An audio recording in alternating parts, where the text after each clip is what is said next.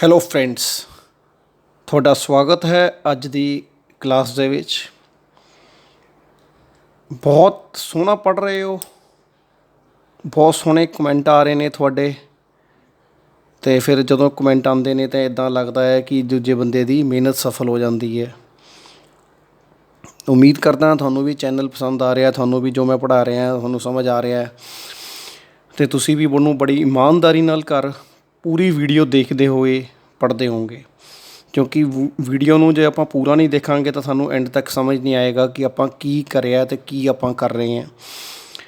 ਤਾਂ ਅੱਜ ਅਸੀਂ ਐਕਸਰਸਾਈਜ਼ ਜਿਹੜੀ ਤੁਹਾਡੀ ਫਸਟ ਚੈਪਟਰ ਚੱਲ ਰਿਹਾ ਉਹਦੀ ਐਕਸਰਸਾਈਜ਼ 1.3 ਦੇ ਬਾਰੇ ਗੱਲ ਕਰਨੀ ਆਪਾਂ ਅੱਜ। 1.3 ਤੋਂ ਪਹਿਲਾਂ ਆਪਾਂ 3-4 ਚੀਜ਼ਾਂ ਪੜ੍ਹੀਆਂ ਆ, ਜਿਵੇਂ ਆਪਾਂ ਪੜ੍ਹਿਆ ਯੂਕਲਿਡ ਵੰਡ ਵਿਧੀ ਦੇ ਨਾਲ HCF ਲੱਭਣਾ, ਮਤਲਬ ਯੂਕਲਿਡ ਵੰਡ ਵਿਧੀ ਦੇ ਨਾਲ ਮਹਾਸਵ ਲੱਭਣਾ। ਫਿਰ ਆਪਾਂ ਅਪਾਜ ਗੁਣਨਖੰਡ ਮਤਲਬ ਪ੍ਰਾਈਮ ਫੈਕਟਰਾਈਜੇਸ਼ਨ ਪੜ੍ਹਿਆ, ਉਹਦੇ ਨਾਲ HCF ਐਲਸੀਐਮ ਲੱਭਣਾ ਪੜ੍ਹਿਆ, ਹੋਰ ਚੀਜ਼ਾਂ ਪੜ੍ਹੀਆਂ। ਅਤੇ ਅੱਜ ਆਪਾਂ ਜਿਹੜਾ ਇੱਕ ਮੇਨ ਟੋਪਿਕ ਕਰਨ ਜਾ ਰਹੇ ਹਾਂ ਦੈਟ ਇਜ਼ ਕਾਲਡ ਅਪਰਿਮੇਯ ਸੰਖਿਆ, ਜਿਹਨੂੰ ਆਪਾਂ ਇੰਗਲਿਸ਼ 'ਚ ਬੋਲਦੇ ਹਾਂ ਇਰਰੈਸ਼ਨਲ ਨੰਬਰ। ਅਪਰਿਮੇਯ ਸੰਖਿਆ ਇਹ ਤੁਸੀਂ 9th ਕਲਾਸ ਦੇ ਫਸਟ ਚੈਪਟਰ 'ਚ ਬਹੁਤ ਚੰਗੀ ਤਰ੍ਹਾਂ ਪੜ੍ਹੇ ਹੋਏ ਹੋ। ਤੁਸੀਂ ਇਹ ਪੜ੍ਹਿਆ ਕਿ ਪਰਿਮੇਯ ਸੰਖਿਆ ਕੀ ਹੁੰਦੀ ਹੈ, ਅਤੇ ਫਿਰ ਤੁਸੀਂ ਇਹ ਪੜ੍ਹਿਆ ਸੀ ਅਪਰਿਮੇਯ ਸੰਖਿਆ ਕੀ ਹੁੰਦੀ ਹੈ। ਫਿਰ ਤੁਸੀਂ ਇਹ ਪੜ੍ਹਿਆ ਕਿ ਅਪਰਿਮੇਯ ਸੰਖਿਆ ਨੂੰ ਸੰਖਿਆ ਰੇਖਾ 'ਤੇ ਮਤਲਬ ਨੰਬਰ ਲਾਈਨ 'ਤੇ ਆਪਾਂ ਕਿੱਦਾਂ ਦਰਸਾ ਸਕਦੇ ਹਾਂ, ਆਪਾਂ ਨੰਬਰ ਲਾਈਨ 'ਤੇ ਕਿੱਦਾਂ ਪਲਾਟ ਕਰ ਸਕਦੇ ਹਾਂ। ਫਿਰ ਤੁਸੀਂ ਉਸ ਤੋਂ ਬਾਅਦ ਉਹਨਾਂ ਦਾ ਪਰਿਮੇਯੀਕਰਨ ਪੜ੍ਹਿਆ, ਉਹਨਾਂ ਦਾ ਜੋੜ ਪੜ੍ਹਿਆ, ਉਹਨਾਂ ਦਾ ਘਟਾਓ ਪੜ੍ਹਿਆ, ਉਹਨਾਂ ਦਾ ਗੁਣਾ ਪੜ੍ਹਿਆ। ਇਹ ਸਾਰਾ ਕੁਛ ਆਪਾਂ 9th ਕਲਾਸ 'ਚ ਆਪਾਂ ਪੜ੍ਹ ਚੁੱਕੇ ਹਾਂ। ਅਤੇ ਹੁਣ ਆਪਾਂ ਨੂੰ ਇਹ ਵੀ ਪਤਾ ਕਿ ਪਰਿਮੇਯ ਸੰਖਿਆ ਹੁੰਦੀ ਕੀ ਹੈ। ਜਿਵੇਂ ਕਿ ਜ਼ਿਆਦਾ ਡਿਟੇਲ 'ਚ ਨਹੀਂ ਮੈਂ ਦੱਸਾਂਗਾ ਕਿ ਪਰਿਮੇਯ ਸੰਖਿਆ ਕਿਉਂ ਹੁੰਦੀ ਹੈ, ਕਿਉਂਕਿ ਉਹਨੂੰ ਮੈਂ ਥੋੜ੍ਹਾ ਜਿਹਾ ਤੁਹਾਨੂੰ ਮੈਂ ਇਹ ਦੱਸ ਦਿੰਦਾ ਇੱਥੇ ਕਿ ਪਰਿਮੇਯ ਸੰਖਿਆ ਹੁੰਦੀ ਕਿਹੜੀ ਹੈ। ਇਹਨੂੰ ਥੋੜ੍ਹਾ ਜਿਹਾ ਆਪਾਂ ਚਲਦੇ ਚਲਦੇ ਜਾਵਾਂਗੇ ਤਾਂ ਜਦੋਂ ਆਪਾਂ ਲਾਸਟ ਵੀਡੀਓ 'ਤੇ ਪਹੁੰਚਾਂਗੇ ਤਾਂ ਤੁਹਾਨੂੰ ਬਿਲਕੁਲ ਹੀ ਕਲੀਅਰ ਹੋ ਜਾਏਗਾ ਕਿ ਅਪਰਿਮੇਯ ਸੰਖਿਆ ਕਿਹੜੀ ਹੁੰਦੀ ਹੈ। ਅਪਰਿਮੇਯ ਸੰਖਿਆ ਬੇਸਿਕਲੀ ਤਾਂ ਅਪਰਿਮੇਯ ਸੰਖਿਆ ਆਪਾਂ 9th ਕਲਾਸ ਦੇ ਵਿੱਚ ਇਹ ਪੜ੍ਹਿਆ ਕਿ ਜਿਹੜੀ ਸੰਖਿਆ ਵਰਗਮੂਲ ਦੇ ਵਿੱਚ ਹੋਵੇ ਅਤੇ ਜਿਸ ਦਾ ਵਰਗਮੂਲ ਹੱਲ ਨਹੀਂ ਕਰ ਸਕਦੇ ਆਪਾਂ, ਮਤਲਬ ਜਿਸ ਦਾ ਵਰਗਮੂਲ ਆਪਾਂ ਹੱਲ ਨਹੀਂ ਕਰ ਸਕਦੇ, ਉਹ ਅਪਰਿਮੇਯ ਸੰਖਿਆ। ਜਿਵੇਂ ਉਰੇ ਲਿਖਿਆ ਹੋਇਆ ਐਕਸਪ੍ਰੈਸ਼ਨ ਲਿਖਿਆ ਹੋਇਆ ਵਰਗਮੂਲ 3 ਇੱਕ ਅਪਰਿਮੇਯ ਸੰਖਿਆ ਹੈ। ਮੈਨੂੰ ਪਤਾ ਹੈ, ਤੁਹਾਨੂੰ ਵੀ ਸਾਰਿਆਂ ਨੂੰ ਪਤਾ, ਤੁਸੀਂ 9th ਕਲਾਸ 'ਚ ਪੜ੍ਹ ਕੇ ਆਏ ਹੋ ਕਿ ਵਰਗਮੂਲ 3 ਇੱਕ ਅਪਰਿਮੇਯ ਸੰਖਿਆ। ਹੁਣ ਇਹਨੂੰ ਆਪਾਂ ਮੈਥ ਦੇ ਨਾਲ ਮਤਲਬ ਮੈਥ ਦੀ ਲੈਂਗੁਏਜ ਵਿੱਚ ਆਪਾਂ ਇਹਨੂੰ ਪ੍ਰੂਫ ਕਰਨਾ ਕਿ ਵਰਗਮੂਲ 3 ਇੱਕ ਅਪਰਿਮੇਯ ਸੰਖਿਆ। ਅਤੇ ਆਪਣੇ ਕੋਲ ਦੋ ਤਰ੍ਹਾਂ ਦੀ ਸੰਖਿਆਵਾਂ ਹੁੰਦੀਆਂ ਹਨ, ਪਰਿਮੇਯ ਅਤੇ ਅਪਰਿਮੇਯ। ਪਰਿਮੇਯ ਸੰਖਿਆ ਬਟਿਆਂ ਦੀ ਫੋਰਮ 'ਚ ਹੁੰਦੀ ਹੈ, ਆਪਾਂ ਉਹਨੂੰ ਬਟਿਆਂ ਦੇ ਵਿੱਚ ਲਿਖਦੇ ਹਾਂ। ਅਤੇ ਜਿਹੜੀ ਅਪਰਿਮੇਯ ਹੁੰਦੀ ਹੈ ਮਤਲਬ ਉਹਨੂੰ ਆਪਾਂ ਇਹ ਕਹਿ ਸਕਦੇ ਹਾਂ ਕਿ ਜਿਹੜੀ ਬਟਿਆਂ ਵਿੱਚ ਨਹੀਂ ਹੈ ਉਹ ਅਪਰਿਮੇਯ ਹੁੰਦੀ ਹੈ। ਅਤੇ ਚਲੋ ਆਪਾਂ ਇਹ ਦੇਖਦੇ ਹਾਂ ਕਿ ਵਰਗਮੂਲ 3 ਇੱਕ ਅਪਰਿਮੇਯ ਸੰਖਿਆ ਕਿਉਂ ਹੈ, ਔਰ ਇਹਨੂੰ ਜੇ ਹੈ ਤਾਂ ਇਹਨੂੰ ਆਪਾਂ ਮੈਥ ਦੀ ਭਾਸ਼ਾ ਵਿੱਚ ਕਿੱਦਾਂ ਸਿੱਧ ਕਰਨਾ। ਅੱਜ ਆਪਾਂ ਕਿ ਮਤਲਬ how we proof that √3 is the irrational number. ਆਪਾਂ ਅੱਜ ਮੇਨ ਟੋਪਿਕ ਆਪਾਂ ਇਹ ਕਰਨਾ। ਤਾਂ ਹੁਣ ਆਪਾਂ ਨੂੰ ਇੱਕ ਮੈਥ ਦੇ ਵਿੱਚ ਇੱਕ ਵਿਧੀ ਹੁੰਦੀ ਹੈ, ਆਪਾਂ ਜਿਹਨੂੰ ਬੋਲਦੇ ਹਾਂ ਪ੍ਰੂਫ ਬਾਈ ਕੰਟਰਾਡਿਕਸ਼ਨ। ਪ੍ਰੂਫ ਬਾਈ ਕੰਟਰਾਡਿਕਸ਼ਨ ਉਹ ਪੰਜਾਬੀ 'ਚ ਉਹਨੂੰ ਬੋਲਦੇ ਹਾਂ ਸਵੈ ਵਿਰੋਧ ਰਾਹੀਂ ਸਬੂਤ। ਸਵੈ ਵਿਰੋਧ ਰਾਹੀਂ ਸਬੂਤ ਮਤਲਬ ਆਪਾਂ ਕਿਸੇ ਰਿਜ਼ਲਟ ਨੂੰ ਜੇ ਮੈਥ ਦੇ ਵਿੱਚ ਆਪਾਂ ਪ੍ਰੂਫ ਕਰਨਾ ਆ ਤਾਂ ਉਹਨੂੰ ਪਹਿਲਾਂ ਆਪਾਂ ਉਲਟਾ ਲੈ ਕੇ ਚੱਲਾਂਗੇ। ਕਿੱਦਾਂ, ਆਓ ਆਪਾਂ ਦੇਖਦੇ ਹਾਂ ਕਿ ਇਹਨੂੰ ਆਪਾਂ ਕਿੱਦਾਂ ਹੱਲ ਕਰਨਾ ਆ। ਪਹਿਲਾ ਸਟੈਪ ਆਪਾਂ ਕੀ ਲਿਖਾਂਗੇ, ਆਪਾਂ ਇੱਥੇ ਬੜਾ ਸਿੰਪਲ ਜਿਹਾ ਕਰਦੇ ਹਾਂ। ਆਪਾਂ ਕੀ ਲਿਖਾਂਗੇ, ਮੰਨ ਲਓ ਵਰਗਮੂਲ 3 ਇੱਕ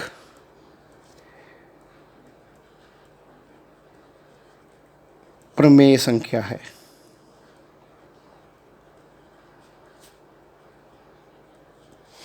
ਮਤਲਬ ਆਪਾਂ ਮੰਨ ਲਿਆ, ਸ਼ੁਰੂ 'ਚ ਹੀ ਮੰਨ ਲਿਆ। ਇਹ ਮਤਲਬ ਜਦੋਂ ਇਹ ਮੰਨਣ ਦਾ ਤਰੀਕਾ ਹੈ ਕਿ ਉੱਥੇ ਆਪਾਂ ਪ੍ਰੂਵ ਕਰਨਾ ਸੀ ਅਪਰਿਮੇਯ, ਆਪਾਂ ਇਹਨੂੰ ਕੀ ਮੰਨਿਆ, ਪਰਿਮੇਯ। ਤਾਂ ਆਪਾਂ ਇਹਨੂੰ ਬੋਲਦੇ ਹਾਂ ਉਲਟਾ। ਮਤਲਬ ਜਿਹੜੀ ਚੀਜ਼ ਆਪਾਂ ਨੂੰ ਪ੍ਰੂਫ ਕਰਨੀ ਆ ਆਪਾਂ ਉਹਦਾ ਉਲਟਾ ਲੈ ਕੇ ਚੱਲ ਪਏ ਕਿ ਉਹ ਇਹ ਸੰਖਿਆ ਹੈਗੀ ਹੈ। ਮਤਲਬ ਅਪਰਿਮੇਯ ਸਿੱਧ ਕਰਨਾ ਤਾਂ ਆਪਾਂ ਮੰਨ ਕੇ ਚੱਲ ਪਏ ਕਿ ਉਹ ਪਰਿਮੇਯ ਸੰਖਿਆ ਹੈ। ਹੁਣ ਆਪਾਂ ਨੂੰ ਪਤਾ ਹੈ ਕਿ ਪਰਿਮੇਯ ਸੰਖਿਆ ਕਿਹੜੀ ਹੁੰਦੀ ਹੈ, ਮਤਲਬ ਰੈਸ਼ਨਲ ਨੰਬਰ ਕਿਹੜਾ ਹੁੰਦਾ ਜਿਹੜਾ ਬਟਿਆਂ ਵਿੱਚ ਲਿਖਿਆ ਜਾਵੇ, ਜਿਹੜਾ P/Q ਦੀ ਫੋਰਮ 'ਚ ਆਵੇ। ਤਾਂ ਕੀ ਹੋਏਗਾ, ਤਾਂ ਵਰਗਮੂਲ 3 ਬਰਾਬਰ a/b। ਹੁਣ ਇਹਨੂੰ a/b ਕਿਉਂ ਲਿਖਿਆ? ਕਿਉਂਕਿ ਆਪਾਂ ਇਹਨੂੰ ਪ੍ਰਮੇय ਮੰਨਿਆ ਸੀ। ਜੇ ਇਹ ਪ੍ਰਮੇय ਹੈ ਤਾਂ ਇਹ ਬਟਿਆਂ ਵਿੱਚ ਲਿਖਿਆ ਜਾਏਗਾ। ਬਟਿਆਂ ਵਿੱਚ ਮਤਲਬ ਵਰਗਮੂਲ 3 ਬਰਾਬਰ a/b। ਹੁਣ ਪ੍ਰਮੇय ਸੰਖਿਆ ਦੀ ਡੈਫੀਨੇਸ਼ਨ ਜਿਹੜੀ ਆਪਾਂ ਪ੍ਰਮੇय ਦੀ ਪਰਿਭਾਸ਼ਾ ਹੁੰਦੀ ਉਹਨੂੰ ਕੀ ਹੁੰਦੀ ਹੈ ਕਿ b 0 ਦੇ ਬਰਾਬਰ ਨਹੀਂ ਹੋਣਾ ਚਾਹੀਦਾ। ਅਤੇ ਇੱਕ ਹੋਰ ਬੜੀ ਇੰਪੋਰਟੈਂਟ ਲਾਈਨ ਇੱਥੇ ਲਿਖ ਰਹੇ ਹਾਂ ਜਿਹੜੀ ਇਸ ਕੁਐਸਚਨ ਨੂੰ ਹੱਲ ਕਰਨ ਦੇ ਵਿੱਚ ਬਹੁਤ ਵੱਡੀ ਸਹਾਇਤਾ ਕਰੇਗੀ। ਅਤੇ a, b ਮਤਲਬ ਜਿਹੜੇ ਆਪਾਂ ਦੋ ਨੰਬਰ ਲਏ ਨੇ ਇਹ ਸਹਿ ਅਪਾਜ ਹਨ। ਮਤਲਬ they are co-primes, they are called co-prime numbers। ਮਤਲਬ ਇਹ ਸਹਿ ਅਪਾਜ। ਹੁਣ ਇੱਕ ਨਵੀਂ ਪਸੂੜੀ ਪੈ ਗਈ ਆਪਣੇ ਕੁਐਸਚਨ ਦੇ ਵਿੱਚ, ਇੱਕ ਨਵਾਂ ਪੁਆਇੰਟ ਆ ਗਿਆ। ਆਪਾਂ ਤਾਂ ਮੈਨੂੰ ਬੜਾ ਸੋਚਿਆ ਸਿੱਧਾ ਜਿਹਾ ਚੱਲਾਂਗੇ ਆਪਾਂ, ਪਰ ਇੱਥੇ ਇੱਕ ਨਵਾਂ ਪੁਆਇੰਟ ਆ ਗਿਆ ਸਹਿ ਅਪਾਜ, co-primes। ਹੁਣ ਮੈਂ ਤੁਹਾਨੂੰ ਥੋੜ੍ਹਾ ਜਿਹਾ ਦੱਸਦਾ ਕਿ ਸਹਿ ਅਪਾਜ ਦਾ ਮਤਲਬ ਕੀ ਹੈ। ਆਪਾਂ ਇੱਥੇ ਲਿਖਿਆ ਮਤਲਬ ਇਹਨਾਂ ਦੋਵਾਂ, ਕਿਹੜੇ ਦੋਵਾਂ, a, b ਦਾ ਸਾਂਝਾ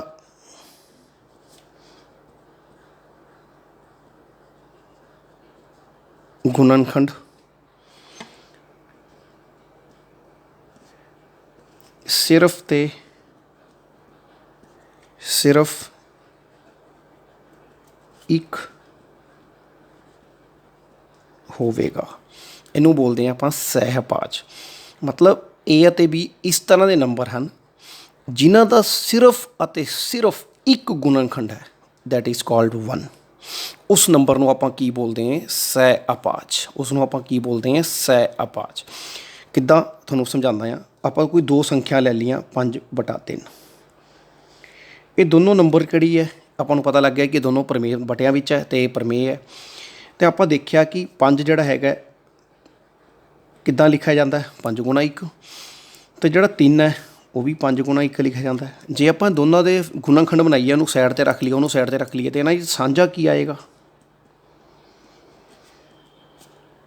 1 ਆਏਗਾ। ਇਹਨੂੰ ਆਪਾਂ ਕੀ ਬੋਲਾਂਗੇ? ਸਹਿ ਅਪਾਜ। ਹੁਣ ਕੋਈ ਆਪਾਂ ਹੋਰ ਲੈ ਲਈਏ, ਕੋਈ ਇੱਦਾਂ ਦੀ ਉਦਾਹਰਨ ਲੈ ਲਈਏ, ਕੋਈ ਹੋਰ ਨੰਬਰ ਲੈ ਲਈਏ, ਜਿਵੇਂ ਆਪਾਂ ਲੈ ਲਈਏ 3/10। ਅਤੇ ਆਪਾਂ 3 ਨੂੰ ਕਿੱਦਾਂ ਲਿਖੀਏ? 3 ਗੁਣਾ 1। ਹੁਣ ਆਪਾਂ 10 ਨੂੰ ਕਿੱਦਾਂ ਲਿਖ ਸਕਦੇ ਹਾਂ? 2 ਗੁਣਾ 5 ਗੁਣਾ 1।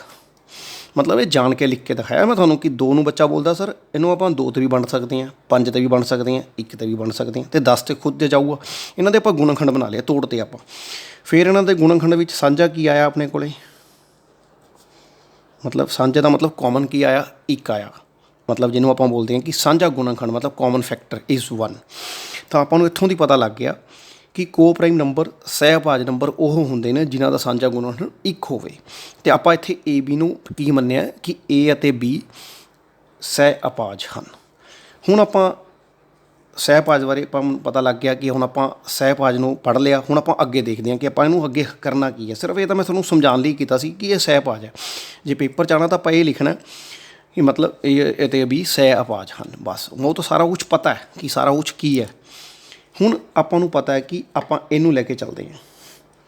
ਵਰਗਮੂਲ ਹੈ, ਵਰਗਮੂਲ ਨੂੰ ਆਪਾਂ ਨੂੰ ਪਤਾ ਹੈ ਕਿ ਕਿੱਦਾਂ ਹੱਲ ਕਰਦੇ ਹਾਂ। ਸ਼ਾਬਾਸ਼, ਕਿੱਦਾਂ ਹੱਲ ਕਰਦੇ ਹਾਂ? ਵਰਗ ਲੈ ਕੇ ਆਪਾਂ ਕੀ ਕਰਦੇ ਹਾਂ? ਦੋਵੇਂ ਪਾਸੇ ਵਰਗ ਲੈਣ 'ਤੇ ਕਿਸ ਦੇ? ਆਪਣੇ ਵਰਗਮੂਲ 3 ਦਾ ਵਰਗ ਬਰਾਬਰ a/b ਦਾ ਵਰਗ, a/b ਦਾ ਵਰਗ। ਹੁਣ ਪਤਾ ਹੈ ਕਿ ਆਪਾਂ ਨੂੰ ਵਰਗ ਨਾਲ ਵਰਗਮੂਲ ਕੱਢ ਜਾਂਦਾ ਤਾਂ ਆਪਣੇ ਕੋਲ ਕਿੰਨਾ ਆ ਗਿਆ? ਇਹਦਾ ਮਤਲਬ ਆਪਣੇ ਕੋਲ ਇਹ ਆ ਗਿਆ, ਇਕੱਲਾ 3 ਰਹਿ ਗਿਆ ਆਪਣੇ ਕੋਲ। ਉਰੇ ਕਿੰਨਾ ਆ ਗਿਆ? a ਦੀ 2 ਅਤੇ ਨੀਚੇ ਆ ਗਿਆ b ਦੀ 2। ਹੁਣ ਆਪਾਂ ਨੂੰ ਪਤਾ ਲੱਗ ਗਿਆ ਕਿ ਇਹ a ਦੀ 2 ਆ ਗਿਆ, ਮਤਲਬ a ਦੀ 2 b ਦੀ 2, ਮਤਲਬ a²/b²। ਹੁਣ ਆਪਾਂ ਜੇ ਇਹਨੂੰ ਥੋੜ੍ਹਾ ਜਿਹਾ ਕ੍ਰੋਸ ਮਲਟੀਪਲਾਈ ਜਾਂ ਤਿਰਛੀ ਗੁਣਾ ਕਰਕੇ ਆਪਾਂ ਇਹਨੂੰ ਕਰ ਲਈਏ ਤਾਂ 3 ਬਣ ਜਾਏਗਾ, b ਦੇ ਨਾਲ ਗੁਣਾ ਹੋ ਜਾਏਗਾ ਅਤੇ ਆਪਣੇ ਕੋਲ ਇਹ ਬਣ ਜਾਏਗਾ a²। ਜਾਂ ਹੁਣ ਆਪਾਂ ਇਹਨੂੰ ਇੱਦਾਂ ਲਿਖ ਸਕਦੇ ਹਾਂ, ਏ ਸਕੁਏਅਰ ਬਰਾਬਰ ਹੈ 3b ਸਕੁਏਅਰ। ਹੁਣ ਆਹ ਚੀਜ਼ ਥੋੜ੍ਹੀ ਸਮਝਣੀ ਹੈ ਇੱਥੋਂ ਦੀ। ਇੱਧਰ 3 ਜਿਹੜਾ ਹੈਗਾ ਇਹ ਬੀ ਸਕੁਏਅਰ ਦੇ ਨਾਲ b ਦੀ 2 ਦੇ ਨਾਲ ਗੁਣਾ ਹੋ ਰਿਹਾ। ਜਿਹੜਾ ਉਰੇ ਏ ਸਕੁਏਅਰ ਹੈ 3b ਸਕੁਏਅਰ ਦੇ ਨਾਲ ਗੁਣਾ ਹੋ ਰਿਹਾ, ਬਿਲਕੁਲ ਗੁਣਾ ਹੋ ਰਿਹਾ। ਆਪਾਂ ਪੜ੍ਹਿਆ ਵੀ ਹੈ, ਆਪਾਂ ਦੇਖ ਵੀ ਰਹੇ ਹਾਂ ਕਿ ਇੱਥੇ ਇਹ ਸਿਰਫ ਇੱਥੇ ਇਹ ਗੁਣਾ ਹੋ ਰਿਹਾ। ਜਦੋਂ ਇਹ ਇੱਥੇ ਗੁਣਾ ਹੋ ਰਿਹਾ ਤਾਂ ਜਦੋਂ ਮੈਂ 3 ਨੂੰ ਇੱਥੇ ਲਿਆਵਾਂਗਾ ਨੀਚੇ ਤਾਂ ਇਹ ਭਾਗ ਹੋ ਜਾਏਗਾ। ਬਿਲਕੁਲ ਜੀ। ਤਾਂ a ਦੀ 2 ਬਟਾ 3 ਬਰਾਬਰ ਹੈ b ਸਕੁਏਅਰ। ਹੁਣ ਇਹ ਚੀਜ਼ ਹੈ ਇੱਥੇ ਆਪਣੀ, ਇਹ ਚੀਜ਼ ਥੋੜ੍ਹੀ ਮੈਂ ਡੱਬੇ 'ਚ ਪਾ ਕੇ ਦੱਸ ਰਿਹਾ, ਇਹਨੂੰ ਚੀਜ਼ ਨੂੰ ਸਮਝਣਾ ਹੈ। ਮਤਲਬ ਇਹ ਚੀਜ਼ ਬਹੁਤ ਮਤਲਬ ਬੱਚਿਆਂ ਨੂੰ ਕਨਫਿਊਜ਼ ਕਰਦੀ ਹੈ। ਤਾਂ ਇਹਦਾ ਦੇਖੋ, ਇਹਦਾ ਮਤਲਬ ਹੈ ਕਿ ਏ ਸਕੁਏਅਰ ਬਟਾ 3, ਜਦੋਂ ਏ ਸਕੁਏਅਰ ਬਟਾ 3 ਆ ਗਿਆ ਤਾਂ ਇਹਦਾ ਮਤਲਬ ਕੀ ਹੋਇਆ, ਮੈਂ ਉਹ ਦੱਸਣ ਲੱਗਿਆ।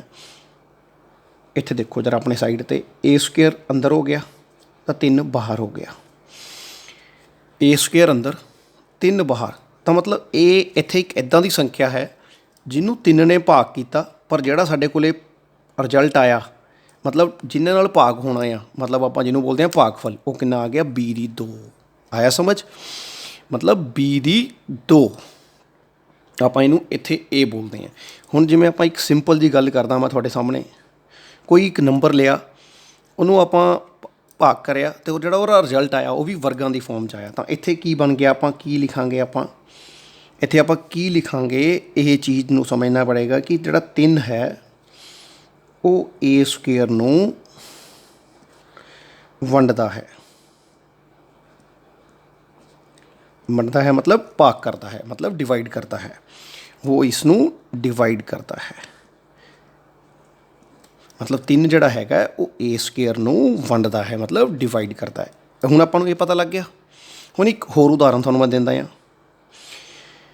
ਮਤਲਬ ਜਿਵੇਂ ਆਪਾਂ ਬੋਲਦੇ ਹਾਂ ਕਿ ਕੋਈ ਵੀ ਉਦਾਹਰਨ ਆਪਾਂ ਲੈ ਲੈਂਦੇ ਹਾਂ, 25 ਲੈ ਲਈ ਮੈਂ, 25 ਨੂੰ ਮੈਂ 5 ਨਾਲ ਭਾਗ ਕਰਿਆ ਤਾਂ ਮੇਰਾ ਰਿਜ਼ਲਟ ਕਿੰਨਾ ਆ ਗਿਆ, 5 ਆ ਗਿਆ। ਸ਼ਾਬਾਸ਼।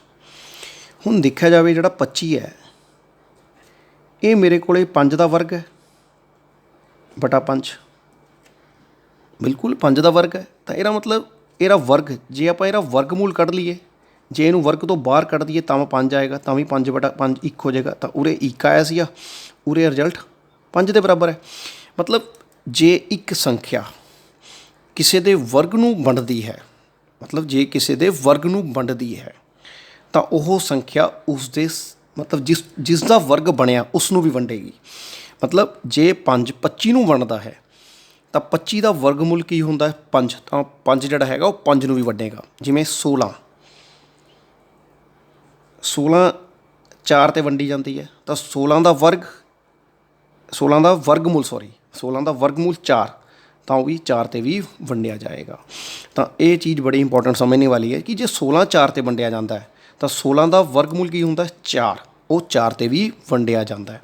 ਤਾਂ ਆਪਣੇ ਕੋਲ ਇੱਕ ਹੋਰ ਰਿਜ਼ਲਟ ਆ ਗਿਆ ਕਿ ਜਿਹੜਾ 3 ਹੈ ਉਹ ਏ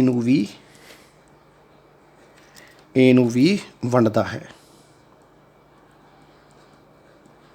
ਇਹ ਬੜਾ ਇੰਪੋਰਟੈਂਟ ਪੁਆਇੰਟ ਆਇਆ ਆਪਣੇ ਕੋਲ ਕਿ ਜਿਹੜਾ 3 ਹੈ ਉਹ ਏ ਨੂੰ ਵੀ ਵੰਡਦਾ ਹੈ। ਆਇਆ ਸਮਝ ਨਾ? ਸ਼ਾਬਾਸ਼। ਹੁਣ ਆਪਾਂ ਅੱਗੇ ਦੇਖਦੇ ਹਾਂ। ਹੁਣ ਜੇ 3 ਏ ਨੂੰ ਵੀ ਵੰਡਦਾ ਹੈ, ਜੇ 3 ਏ ਨੂੰ ਵੀ ਵੰਡਦਾ ਹੈ ਤਾਂ ਆਪਾਂ ਕੀ ਕਰਦੇ ਹਾਂ, ਮੰਨ ਲਓ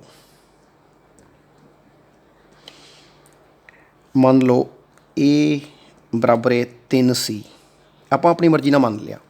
ਮਤਲਬ ਜੇ ਏ ਮਤਲਬ 3 ਏ ਨੂੰ ਵੰਡਦਾ ਹੈ, ਆਪਾਂ ਨੂੰ ਪਤਾ ਲੱਗ ਗਿਆ ਕਿੱਦਾਂ। ਆ ਦੇਖੋ ਨਾ, ਇੱਕ ਚੀਜ਼ ਦੇਖਣੀ ਹੈ ਕਿ 3 ਏ ਨੂੰ ਵੰਡਦਾ ਹੈ, ਮਤਲਬ 3 ਏ ਨੂੰ ਵੰਡਦਾ ਏ ਬਟਾ 3।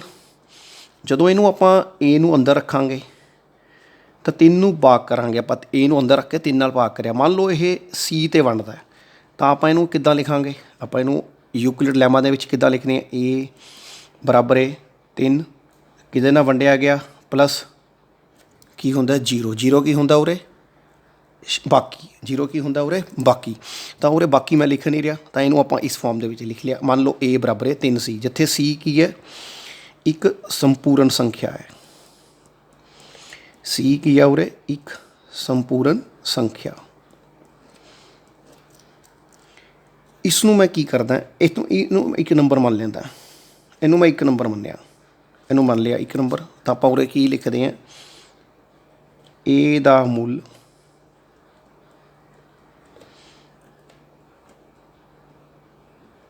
ਇੱਕ ਵਿੱਚ ਭਰਨ 'ਤੇ, ਮਤਲਬ a ਦਾ ਮੁੱਲ 1 ਵਿੱਚ ਭਰਨ 'ਤੇ। ਮੈਂ a ਦਾ ਮੁੱਲ 1 ਵਿੱਚ ਭਰ ਰਿਹਾ ਤਾਂ ਮੇਰੇ ਕੋਲ ਕੀ ਬਣ ਗਿਆ, 3c ਦਾ ਵਰਗ ਬਰਾਬਰ ਹੈ, ਮਤਲਬ a ਦਾ ਮੁੱਲ 3c ਸੀਗਾ, ਉਰੇ ਭਰਤਾ ਤਾਂ ਉਰੇ ਵਰਗ ਸੀਗਾ ਤਾਂ 3c ਆ ਗਿਆ, ਬਰਾਬਰ ਹੈ 3 b ਦੀ 2। ਮੈਂ ਥੋੜ੍ਹਾ ਜਿਹਾ ਇੱਥੇ ਹੀ ਹੱਲ ਕਰ ਰਿਹਾ ਨਾਲ। ਦੈਟ ਇੰਪਲਾਈਜ਼ ਇਹਦਾ ਵਰਗ ਕਰੀਏ ਕਿੰਨਾ ਬਣ ਗਿਆ ਮੇਰੇ ਕੋਲ, 9c ਦੀ 2 ਬਰਾਬਰ ਹੈ 3 b ਦੀ 2 ਬਰਾਬਰ ਹੈ। ਥੋੜ੍ਹਾ ਜਿਹਾ ਇੱਥੇ ਹਲੇ ਬਾਕੀ ਜਿਹੜਾ ਮਾੜਾ ਜਿਹਾ ਅੱਗੇ ਦੱਸਾਂਗਾ ਤੁਹਾਨੂੰ ਫਿਰ ਮੈਂ। 9c ਦੀ 2 ਬਟਾ 3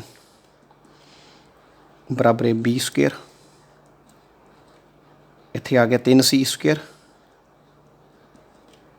ਬਰਾਬਰ ਹੈ b ਸਕੁਏਅਰ।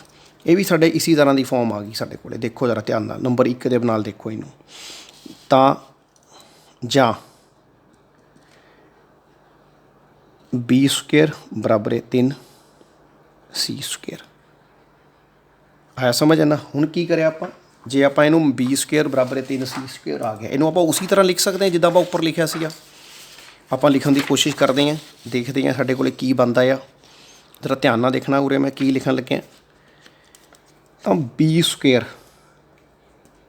ਬਰਾਬਰ ਹੈ 3c ਸਕੁਏਅਰ ਸੀ ਆਪਣੇ ਕੋਲ, ਫਿਰ ਉਹੀ ਚੀਜ਼ b ਸਕੁਏਅਰ ਬਟਾ 3 ਬਰਾਬਰ ਹੈ c ਸਕੁਏਅਰ। ਜਿਵੇਂ ਉਰੇ ਸੀਗਾ ਸਾਡੇ ਕੋਲ ਸੇਮ ਉੱਦਾਂ ਹੀ ਹੈ, ਮਤਲਬ ਉਹ ਇੱਦਾਂ ਹੀ ਆਇਆ। ਤਾਂ ਇੱਥੋਂ ਦੀ ਆਪਾਂ ਨੂੰ ਪੜ੍ਹ ਚੁੱਕੇ ਹਾਂ ਕਿ ਹੁਣ ਕੀ ਬਣਨਾ ਉਰੇ, ਸ਼ਾਬਾਸ਼। ਉਰੇ ਕੀ ਬਣਨਾ ਆ ਕਿ ਜਿਹੜਾ 3 ਹੈ ਉਹ b ਸਕੁਏਅਰ ਨੂੰ ਵੰਡਦਾ ਹੈ, ਸ਼ਾਬਾਸ਼। ਹੁਣ ਜੇ ਆਪਾਂ ਨੂੰ ਪਤਾ ਹੈ ਕਿ ਕੋਈ ਸੰਖਿਆ ਅਗਰ ਕਿਸੇ ਦੇ ਸਕੁਏਅਰ ਨੂੰ ਵੰਡਦੀ ਹੈ ਤਾਂ ਉਸ ਦੇ ਵਰਗਮੂਲ ਨੂੰ ਵੀ ਵੰਡੇਗੀ, ਯੈਸ। ਤਾਂ ਜਿਹੜਾ 3 ਹੈ ਉਹ b ਨੂੰ ਵੀ ਵੰਡੇਗਾ। ਇਹ ਬੜਾ ਇੰਪੋਰਟੈਂਟ ਪੁਆਇੰਟ ਆ ਗਿਆ ਆਪਣੇ ਕੋਲ, ਜਿਹੜਾ ਆਪਣੇ ਕੋਲ ਕੀ ਸੀਗਾ ਕਿ ਜਿਹੜਾ ਆਪਣੇ ਕੋਲ 3 ਹੈ ਉਹ b ਨੂੰ ਵੀ ਵੰਡੇਗਾ। ਹੁਣ ਤੁਸੀਂ ਆਹ ਦੇਖੋ, ਇੱਕ ਡੱਬਾ ਉਰੇ ਪਾਇਆ ਸੀਗਾ, ਇੱਕ ਡੱਬਾ ਮੈਂ ਉਰੇ ਪਾਇਆ। ਹੁਣ ਆਹ 2 ਡੱਬਿਆਂ ਤੋਂ ਆਪਾਂ ਨੂੰ ਕੀ ਮਿਲਿਆ ਕਿ ਜਿਹੜਾ 3 ਹੈ ਉਹ a ਨੂੰ ਵੀ ਵੰਡਦਾ, ਜਿਹੜਾ 3 ਹੈ ਉਹ b ਨੂੰ ਵੀ ਵੰਡਦਾ। ਤਾਂ ਇੱਥੋਂ ਆਪਾਂ ਨੂੰ ਕੀ ਪਤਾ ਲੱਗਿਆ, ਤਾਂ ਅਸੀਂ ਦੇਖਦੇ ਹਾਂ ਕਿ a ਅਤੇ b ਦਾ ਸਾਂਝਾ ਗੁਣਨਖੰਡ 3 ਹੈ। ਬਿਲਕੁਲ ਸਾਂਝਾ ਗੁਣਨਖੰਡ ਹੀ ਹੋਇਆ ਜਾਂ ਨਹੀਂ ਹੋਇਆ, ਪਰ ਇਹ ਸਹੀ ਨਹੀਂ ਹੈ। ਕਿਉਂ ਨਹੀਂ ਸਹੀ? ਕਿਉਂਕਿ ਅਸੀਂ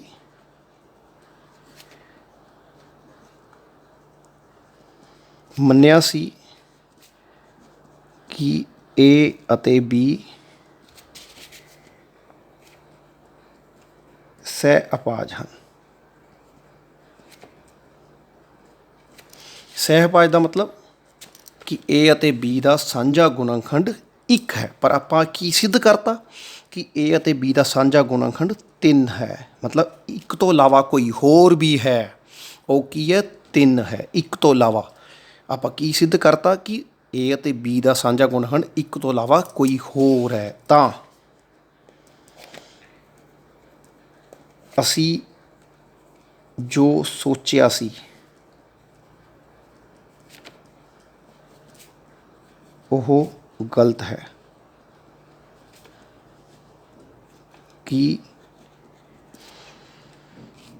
ਵਰਗਮੂਲ 3 ਇੱਕ ਪ੍ਰਮੇय ਸੰਖਿਆ ਹੈ। ਅਸੀਂ ਕੀ ਸੋਚਿਆ ਸੀ? ਅਸੀਂ ਸ਼ੁਰੂ 'ਚ ਮੰਨ ਕੇ ਚੱਲੇ ਸੀ, ਸੋਚ ਕੇ ਚੱਲੇ ਸੀ ਕਿ ਵਰਗਮੂਲ 3 ਇੱਕ ਪਰਿਮੇय ਸੰਖਿਆ ਹੈ ਅਤੇ ਉਹ ਇੱਦਾਂ ਦਾ ਸੰਖਿਆ ਹੈ ਜਿਹਦਾ ਇੱਕੋ ਇੱਕ ਗੁਣਨਖੰਡ ਹੈ, ਉਹ ਕੀ ਹੈ, ਇੱਕ ਹੈ। ਪਰੰਤੂ ਆਪਾਂ ਕੁਐਸਚਨ ਨੂੰ ਹੱਲ ਕਰਦੇ ਰਹੇ, ਹੱਲ ਕਰਕੇ ਆਪਾਂ ਕੀ ਦੇਖਦੇ ਹਾਂ ਕਿ A ਅਤੇ B ਦਾ ਸਾਂਝਾ ਗੁਣਨਖੰਡ ਇੱਕ ਨਹੀਂ ਹੈ। ਉਸ ਤੋਂ ਇਲਾਵਾ ਕੋਈ ਹੋਰ ਵੀ ਹੈ ਜਿਹਨੂੰ ਆਪਾਂ ਕੀ ਬੋਲਦੇ ਹਾਂ, 3, ਜਿਸ ਨੂੰ ਅਸੀਂ ਕੀ ਬੋਲ ਰਹੇ ਹਾਂ, 3। ਤਾਂ ਇਸ ਕਰਕੇ ਅਸੀਂ ਜੋ ਸੋਚਿਆ ਸੀ ਉਹ ਗਲਤ ਹੋ ਗਿਆ, ਤਾਂ ਫਿਰ ਆਪਾਂ ਕੀ ਕਹਿ ਸਕਦੇ ਹਾਂ, ਇਸ ਲਈ ਅਸੀਂ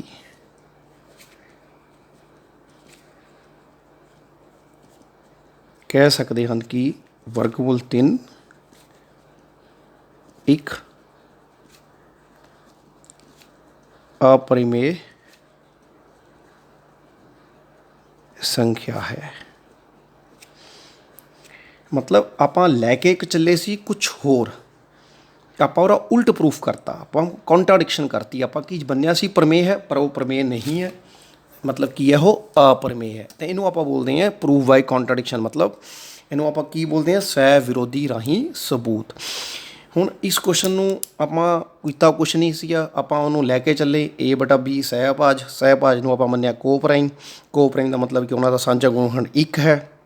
ਪਰ ਆਪਾਂ ਕਰਦੇ ਕਰਦੇ ਆਪਾਂ ਕੀ ਦੇਖਿਆ, A ਅਤੇ B ਦਾ ਸਾਂਝਾ ਗੁਣਨਖੰਡ ਸਿਰਫ ਅਤੇ ਸਿਰਫ ਅਤੇ ਇੱਕ ਹੋਰ, ਸਿਰਫ ਅਤੇ ਸਿਰਫ ਇੱਕ ਨਹੀਂ ਹੈ, ਕੋਈ ਹੋਰ ਵੀ ਹੈ ਜਿਹਨੂੰ ਆਪਾਂ ਬੋਲਿਆ 3। ਤਾਂ ਇਸ ਕਰਕੇ ਜੋ ਆਪਾਂ ਮੰਨਿਆ ਸੀ ਉਹ ਗਲਤ ਹੋ ਗਿਆ। ਅਤੇ ਜੇ ਗਲਤ ਹੋ ਗਿਆ ਤਾਂ ਉਹ ਵਰਗਮੂਲ 3 ਮਤਲਬ ਪ੍ਰਮੇय ਸੰਖਿਆ ਨਹੀਂ ਰਹੀ, ਉਹ ਪ੍ਰਮੇय ਸੰਖਿਆ ਨਾ ਰਹਿ ਕੇ ਕੀ ਬਣ ਗਈ, ਉਹ ਅਪਰਮੇय ਹੈ। ਤਾਂ ਇਸ ਤਰ੍ਹਾਂ ਮੈਨੂੰ ਲੱਗਦਾ ਕਿ ਤੁਸੀਂ ਇਹ ਸਵਾਲ ਬੜੇ ਆਰਾਮ ਨਾਲ ਸਮਝਿਆ ਅਤੇ ਤੁਹਾਨੂੰ ਸਮਝ ਆਇਆ ਵੀ ਹੋਣਾ। ਅਤੇ ਇਹਦੇ ਨਾਲ ਦੇ ਹੀ ਜਿਵੇਂ ਕੁਛ ਹੋਰ ਸਵਾਲ ਹੈ, ਵਰਗਮੂਲ 2, ਵਰਗਮੂਲ 5, ਵਰਗਮੂਲ 7, ਇਹ ਸਾਰੇ ਅਪਰਮੇय ਹੈ। ਕੁਛ ਨਹੀਂ ਕਰਨਾ, ਜਿਵੇਂ ਆਪਾਂ 3 ਵਾਲਾ ਕੀਤਾ ਸੀ ਉਵੇਂ ਹੀ ਤੁਸੀਂ ਉਹਨੂੰ 2 ਲੈ ਕੇ ਚੱਲੋ, ਉੱਦਾਂ ਹੀ ਚੱਲਦੇ ਰਹੋ। ਅਤੇ ਜਿਹੜਾ ਆਹ ਪੁਆਇੰਟ ਸੀਗਾ ਜਿੱਥੇ ਆਪਾਂ A ਨੂੰ 3C ਮੰਨਿਆ ਸੀਗਾ, ਇੱਥੇ ਤੁਸੀਂ A ਨੂੰ ਬਰਾਬਰ 2C ਮੰਨ ਲਓ। ਜਿਵੇਂ 5 ਨਾਲ ਕਰ ਰਹੇ ਹੋ ਤਾਂ 5 ਨਾਲ ਮੰਨੋਗੇ, ਕਿਉਂਕਿ ਜਦੋਂ ਆਪਾਂ ਉਹਨੂੰ ਭਾਗ ਕਰਨਾ ਤਾਂ ਉਹਨੇ ਉਸੀ ਨੰਬਰ ਨਾਲ ਬਣਨਾ ਜਿਹਨੂੰ ਆਪਾਂ ਸ਼ੁਰੂ ਕਰ ਰਹੇ ਹਾਂ। ਮਤਲਬ ਉੱਥੇ 2 ਨਹੀਂ, ਉੱਥੇ ਫਿਰ ਮਤਲਬ ਜਿੱਥੇ 3 ਹੈ ਤਾਂ 3 ਵਾਲਾ 3 ਨਾਲ, 5 ਵਾਲੇ ਨਾਲ 5, 7 ਵਾਲੇ ਨਾਲ 7 ਵਾਲੇ ਨਾਲ। ਤਾਂ ਇਹ ਮੈਨੂੰ ਲੱਗਦਾ ਕਿ ਤੁਸੀਂ ਉਹਨੂੰ ਕਰਕੇ ਦੇਖੋਗੇ ਅਤੇ ਮੈਨੂੰ ਉਮੀਦ ਹੈ ਕਿ ਤੁਸੀਂ ਇਹਨੂੰ ਬੜੀ ਆਰਾਮ ਨਾਲ ਕਰ ਸਕਦੇ ਹੋ। ਹੁਣ ਆਪਾਂ ਇੱਕ ਹੋਰ ਸਵਾਲ ਕਰਦੇ ਹਾਂ, ਜਿਹੜਾ ਕਿ ਆਪਣੀ NCERT ਦੇ ਵਿੱਚ ਵੀ ਹੈਗਾ ਸਵਾਲ। NCERT ਦੇ ਵਿੱਚ ਕੀ ਸਵਾਲ ਹੈ ਆਪਣੇ ਕੋਲ, ਤੁਸੀਂ ਦੱਸੋਗੇ ਮੈਨੂੰ ਮਾੜਾ ਜਿਹਾ। ਆਪਣੇ ਕੋਲ NCERT ਵਿੱਚ ਸਵਾਲ ਹੈਗਾ, ਪ੍ਰਸ਼ਨ ਆਪਣੀ NCERT ਦਾ ਐਕਸਰਸਾਈਜ਼ 1.3 ਦਾ ਸਵਾਲ ਕੀ ਹੈ, 3 ਜਮ੍ਹਾਂ 2 ਵਰਗਮੂਲ 5 ਇੱਕ अपरिमेय संख्या है। ਆਪਾਂ ਇਹਨੂੰ ਹੱਲ ਕਰਨਾ, ਇਹਨੂੰ ਫਿਰ ਆਪਾਂ ਉੱਦਾਂ ਹੀ ਕਰਾਂਗੇ। ਆਪਾਂ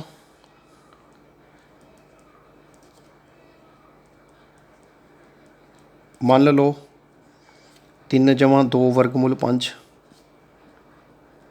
ਇੱਕ परिमेय संख्या है। ਜੇ ਇਹ ਪਰਿਮੇय ਸੰਖਿਆ ਹੈ ਤਾਂ ਇਹ ਕਿਹੜੀ ਫਾਰਮ 'ਚ ਲਿਖੀ ਜਾਏਗੀ, ਬਟਿਆਂ ਦੀ ਫਾਰਮ 'ਚ।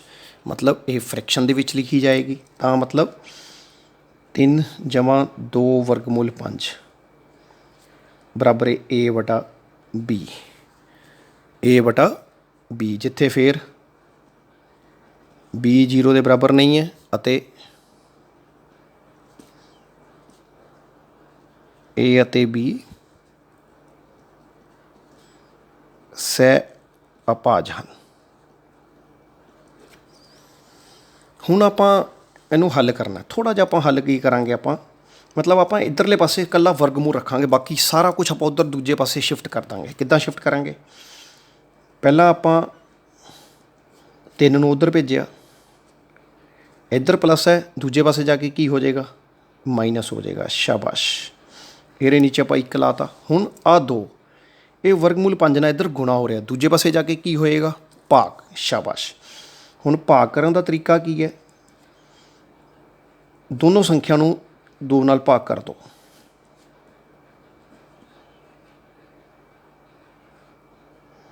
ਮਤਲਬ ਦੋਨੋਂ ਸੰਖਿਆ ਨੂੰ 2 ਨਾਲ ਭਾਗ ਕਰ ਦਿਓ। ਇੱਥੇ 2 ਇੱਥੇ ਵੀ ਆ ਗਿਆ, ਇੱਥੇ ਵੀ ਆ ਗਿਆ, ਭਾਗ ਹੀ ਹੋਇਆ ਦੋਨੋਂ ਸੰਖਿਆ ਨਾਲ। ਬਿਲਕੁਲ ਸਹੀ ਗੱਲ ਹੈ। ਹੁਣ ਆਪਾਂ ਕੀ ਦੇਖਿਆ, ਇਹ ਜਿਹੜਾ ਡੱਬਾ ਪਾ ਰਹੇ ਹਾਂ ਇਹ ਕੀ ਹੈ ਆਪਣੇ ਕੋਲੇ, ਆਪਾਂ ਇਹਨੂੰ ਮੰਨ ਕੇ ਕੀ ਚੱਲੇ ਸੀ A ਅਤੇ B ਨੂੰ, A ਬਟਾ B ਨੂੰ, A ਅਤੇ B ਨੂੰ ਆਪਾਂ ਪਰਿਮੇਯ। ਬਿਲਕੁਲ ਸਹੀ। ਆਪਾਂ 7ਵੀਂ 8ਵੀਂ ਕਲਾਸ ਦੇ ਵਿੱਚ ਆਪਾਂ ਪੜ੍ਹਿਆ ਸੀ ਕਿ ਆ ਵੀ ਪਰਿਮੇਯ ਹੈ, ਇਹ ਵੀ ਬਟਿਆਂ ਵਿੱਚ ਹੈ, ਇਹ ਵੀ ਪਰਿਮੇਯ ਹੈ। ਇੱਕ ਪਰਿਮੇਯ 'ਚੋਂ ਦੂਜੀ ਪਰਿਮੇਯ ਘਟਾਈਏ ਤਾਂ ਸਾਨੂੰ ਰਿਜ਼ਲਟ ਕੀ ਮਿਲਦਾ ਹੈ, ਪਰਿਮੇਯ ਸੰਖਿਆ। ਤਾਂ ਆਪਾਂ ਕੀ ਕਹਿ ਸਕਦੇ ਹਾਂ, A ਬਟਾ 2B ਮਾਈਨਸ 3 ਬਟਾ 2 ਇੱਕ ਪਰਿਮੇਯ ਸੰਖਿਆ ਹੈ। ਬਿਲਕੁਲ ਬਿਲकुल ਆਪਾਂ ਛੋਟੀ ਕਲਾਸ 'ਚ ਪੜ੍ਹਿਆ ਹੋਇਆ ਕਿ ਪਰਿਮੇਯ 'ਚੋਂ ਆਪਾਂ ਪਰਿਮੇਯ ਮਾਈਨਸ ਕਰੀਏ ਆਪਾਂ ਨੂੰ ਪਰਿਮੇਯ ਮਿਲੇਗਾ। ਬਿਲਕੁਲ ਆਪਾਂ ਨੂੰ ਪਰਿਮੇਯ 'ਚੋਂ ਪਰਿਮੇਯ ਮਾਈਨਸ ਕਰੀਏ ਆਪਾਂ ਨੂੰ ਪਰਿਮੇਯ ਮਿਲੇਗਾ। ਤਾਂ ਜੇ ਇਹ ਪਰਿਮੇਯ ਹੈ, ਜੇ ਇਹ ਪਰਿਮੇਯ, ਹੁਣ ਮੇਰੀ ਗੱਲ ਸੁਣਨਾ ਭਾਵ, ਜੇ ਇਹ ਪਰਿਮੇਯ ਹੈ ਇਹ ਕਿਹਦੇ ਬਰਾਬਰ ਹੈ, ਵਰਗਮੂਲ 5 ਦੇ। ਤਾਂ ਵਰਗਮੂਲ 5 ਬਰਾਬਰ ਹੈ ਪਰਿਮੇਯ।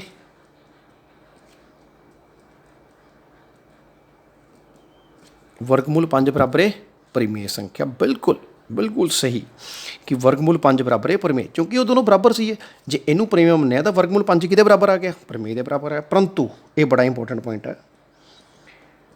परंतु असी जानते हाँ कि वर्गमूल 5 एक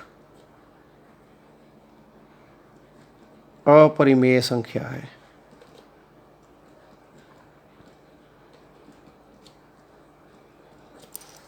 जे हुण वर्गमूल 5 एक अपरिमेय संख्या है तो असी की कह सकते हैं,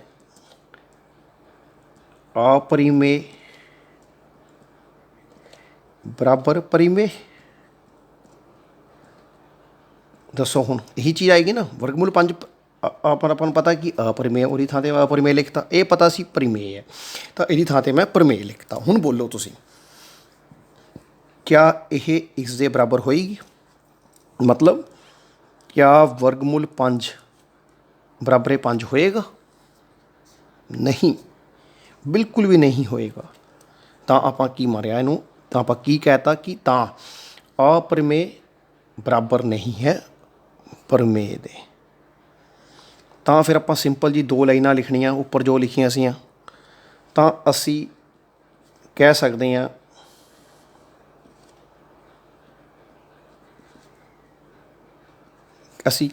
हैं कि असी जो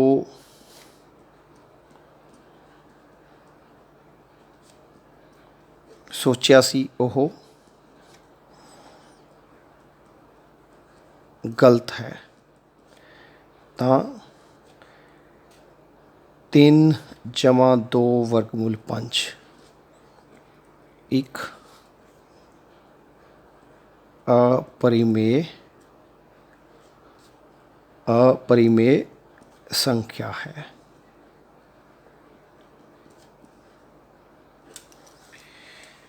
तो आप की सिद्ध कर लिया कि वर्गमूल 5 ਉਹਦੇ ਨਾਲ 2 ਗੁਣਾ ਹੋ ਰਿਹਾ प्लस है, फिर 3 है।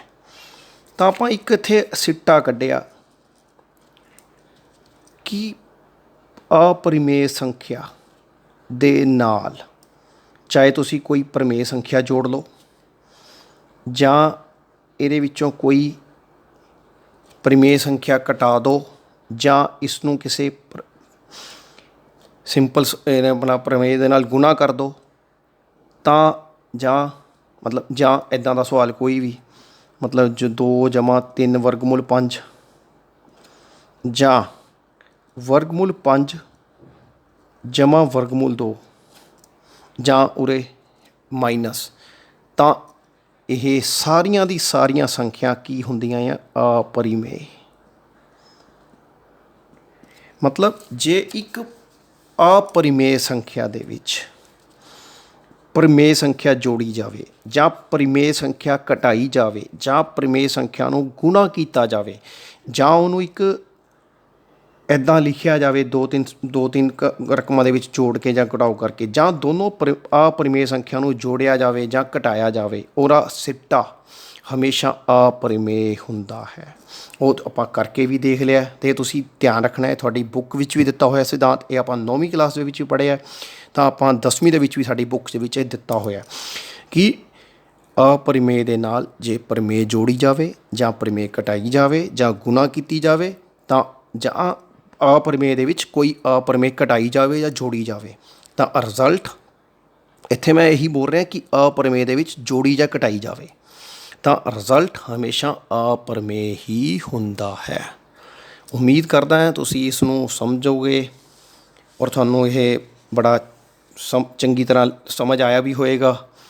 ਜੇ ਆਪਣਾ ਸਮਝ ਆਇਆ ਤਾਂ ਤੁਸੀਂ ਇਹਦੇ ਨਾਲ ਆਪਣੀ ਐਕਸਰਸਾਈਜ਼ 1.3 ਦੇ ਵਿੱਚ ਜਿਹੜੇ 2-3 ਸਵਾਲ ਦਿੱਤੇ ਨੇ, ਅਤੇ ਉਮੀਦ ਕਰਦਾ ਤੁਸੀਂ ਉਹਨੂੰ ਚੰਗੀ ਤਰ੍ਹਾਂ ਕਰ ਲਓਗੇ। ਜੇ ਨਹੀਂ ਸਮਝ ਆਇਆ ਤਾਂ ਵੀਡੀਓ ਨੂੰ ਬਾਰ-ਬਾਰ ਦੇਖੋ, ਕਿੱਥੇ ਗਲਤੀ ਹੋ ਰਹੀ ਹੈ ਉਹਨੂੰ ਸਮਝੋ, ਅਤੇ ਉਹਨੂੰ ਗਲਤੀ ਨੂੰ ਆਪਣੀ ਰੈਕਟੀਫਾਈ ਕਰੋ, ਸੁਧਾਰੋ। ਅਤੇ ਉਮੀਦ ਕਰਦਾ ਤੁਸੀਂ ਇਹਨੂੰ ਸਮਝੋਗੇ, ਕਰੋਗੇ। ਤਾਂ ਮਿਲਦੇ ਹਾਂ ਫਿਰ ਅਗਲੇ ਟੌਪਿਕ ਦੇ ਵਿੱਚ ਐਕਸਰਸਾਈਜ਼ 1.4 ਦੇ ਨਾਲ ਵਿੱਚ। ਤਦ ਤੱਕ ਕਰਕੇ ਨਮਸਕਾਰ, ਥੈਂਕ ਯੂ।